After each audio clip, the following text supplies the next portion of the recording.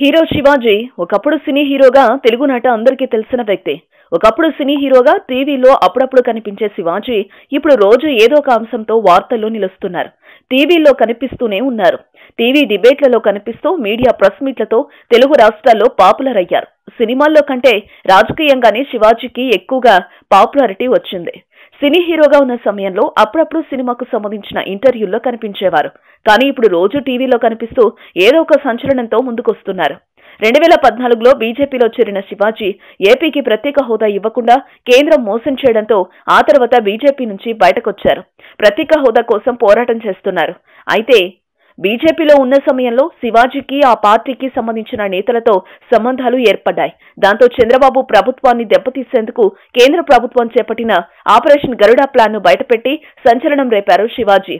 Operation గరుడలో భాగంగా IT దాడులు జరుగుతాయని, చంద్రబాబుపై ఉన్న కేసులను బయటకు తీస్తారని, ప్రతిపక్ష నేతపై ప్రాణహాని లేని దాడి జరుగుతుందంటూ ఆయన చెప్పినవన్నీ దాదాపుగా నిజమయ్యాయి. మొదట్లో ఆపరేషన్ గరుడను ప్రతిపక్ష వైసీపీ, బీజేపీ వ్యతిరేకించింది.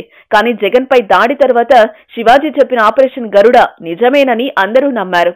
చంద్రబాబు ప్రభుత్వంపై కేంద్రం చేస్తున్న కుట్రలను ఎప్పటికప్పుడు బయటపెడుతున్న శివాజీ తాజాగా చుక్క భూములను అడ్డుపెట్టుకుని టీడీపీని దెబ్బతీసేందుకు కేంద్రం పన్నుతున్న కుట్రలను బయటపెట్టి సంచలనం రేపారు.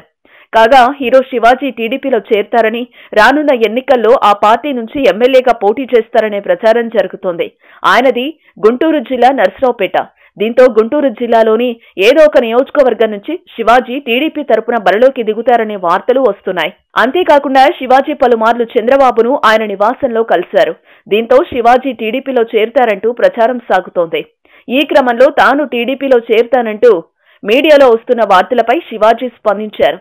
టీడీపీలో చేరతారా శివాజీ గారు అంటూ శుక్రవారం ఒక మీడియా ప్రతినిధి అడిగిన ప్రశ్నకు సమాధానమిస్తూ టీడీపీలో జాయిన్ అయ్యే హక్కు తనకుంది, ఏం టీడీపీలో చేరకూడదా, అందులో తప్పేముంది అంటూ తేల్చి చెప్పేశారు.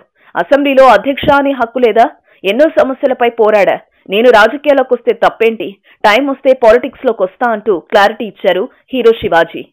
వార్తావాణి న్యూస్ ఛానల్ ఎప్పటికప్పుడు రాజకీయ, సినీ విశేషాలు, స్పోర్ట్స్ మరియు సాంకేతిక పరమైన మరెన్నో విషయాలను మన ముందుకు తెస్తుంది. మరింత సమాచారం కొరకు వార్తావాణి న్యూస్ ఛానల్ ని సబ్స్క్రైబ్ చేయండి.